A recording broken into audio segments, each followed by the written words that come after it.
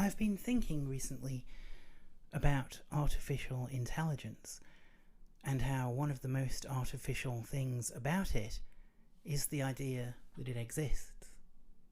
From the Wikipedia page for Mechanical Turk.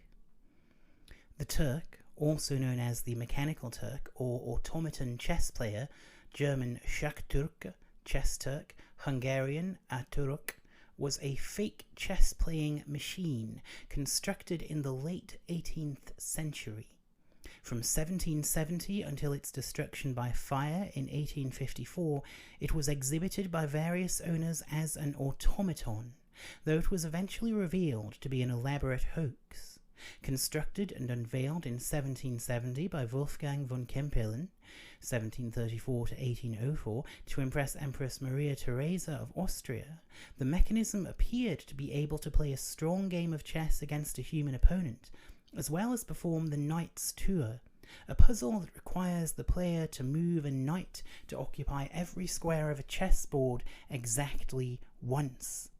The Turk was, in fact, a mechanical illusion that allowed a human chess master hiding inside to operate the machine. With a skilled operator, the Turk won most of the games played during its demonstrations around Europe and the Americas for nearly 84 years, playing and defeating many challengers, including statesmen such as Napoleon Bonaparte and Benjamin Franklin. The device was later purchased in 1804 and exhibited by Johann Nepomuk Milzel. The chess masters who secretly operated it included Johann Allgaier, Boncourt, Aaron Alexandre, William Lewis, Jacques Muret, and William Schlumberger, but the operators within the mechanism during Kempelen's original tour remain a mystery.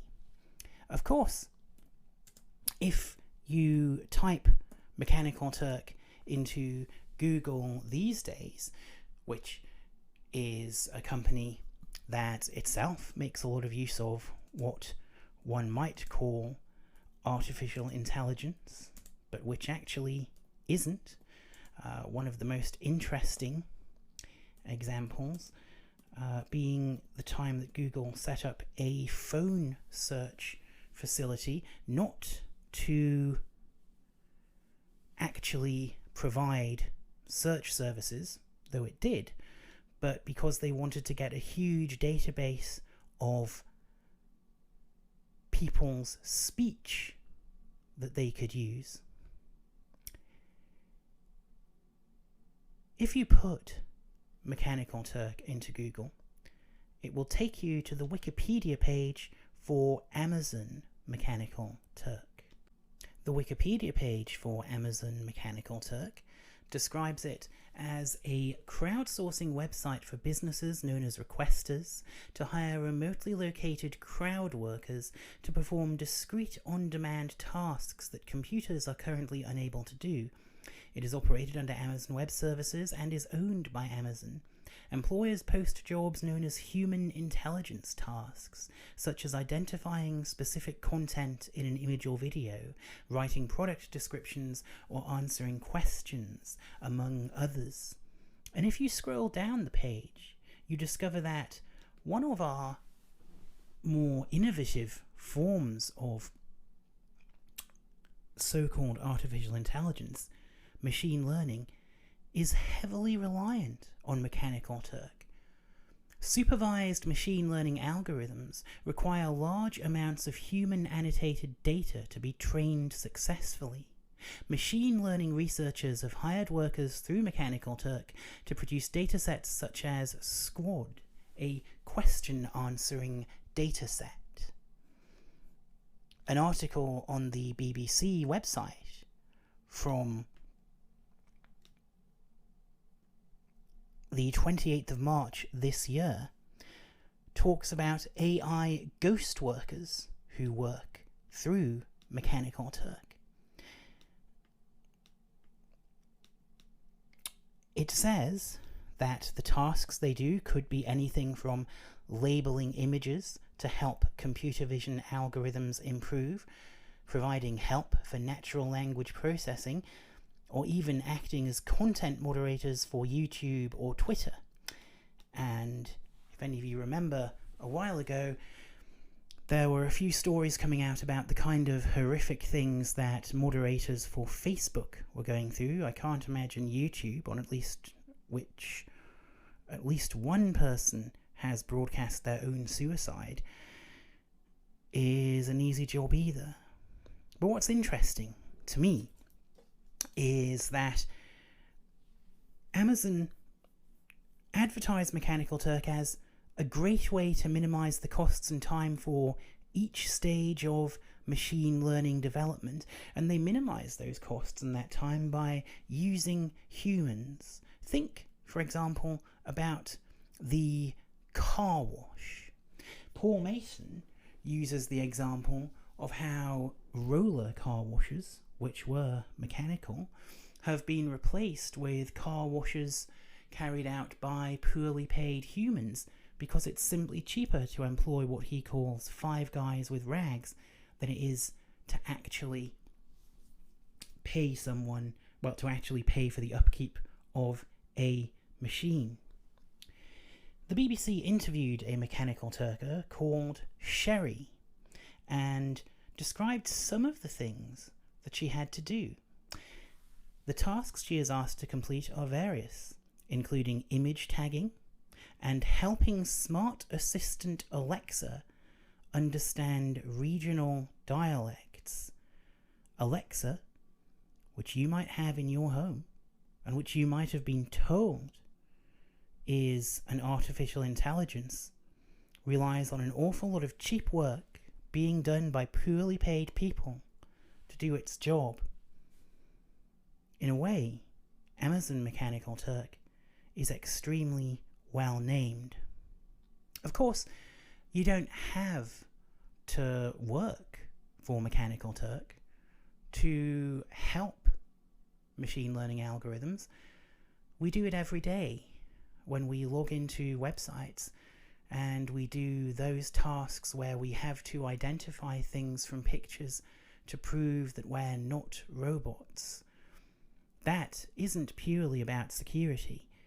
That's about helping machine learning algorithms get better at distinguishing things like traffic lights or road signs or all those things which Elon Musk's magical self-driving Tesla cars are so bad at recognizing, sometimes potentially fatally bad. When you log in to prove you're not a robot, you're actually working, in a way, for Elon Musk and for all the apostles of the AI revolution.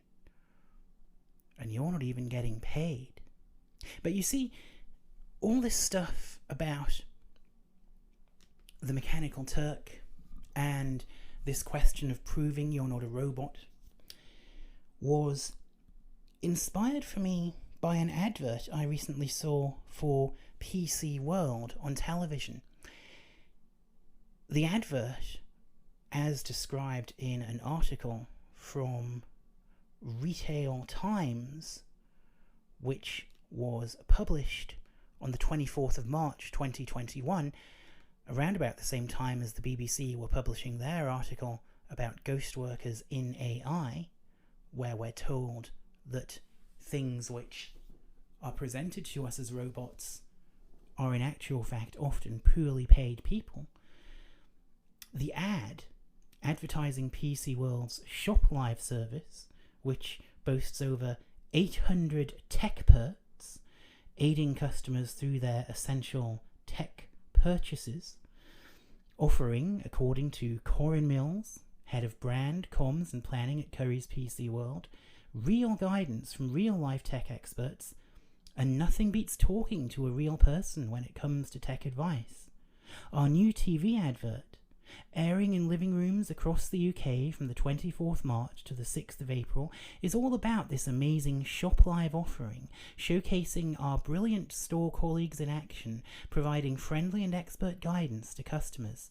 One of our experts even proclaims, "Yes, I am human, A reminder that we are using real techperts rather than just your average AI chatbot. At least, well, actually, let's be honest. This person works for PC World already. She probably isn't getting paid anything more than her salary to appear in that advert. It's a very, very cheap way to get adverts made for your company. But I've seen that advert, and I've seen the lady in it who says, cheerfully, "Yes, I am a real human being." And I thought about that, because I used to work in a call centre too.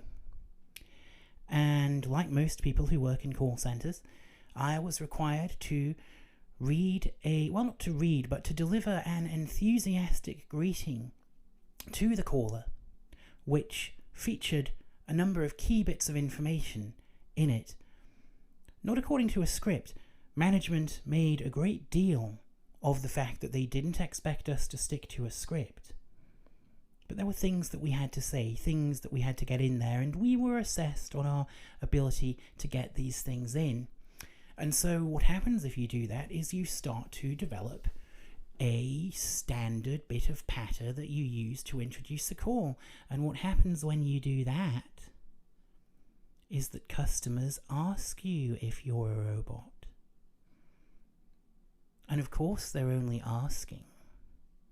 Of course, they don't mean to dehumanize you, but dehumanize you they do. This is a poem I wrote recently called Mechanical Turk. The joke is that it never was a robot. The joke is that battery hens is a reference to conditions.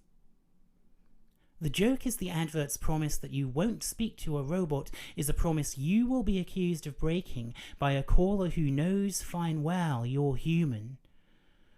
The joke is that they know this line is monitored, and when they say, "Yes, I am a real human being," in a sing-song voice, they can say they are not doing you.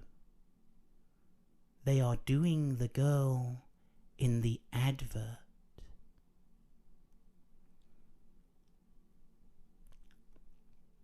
It's a busy time for people in call centres, Christmas. Not just retail call centres, but other call centres too.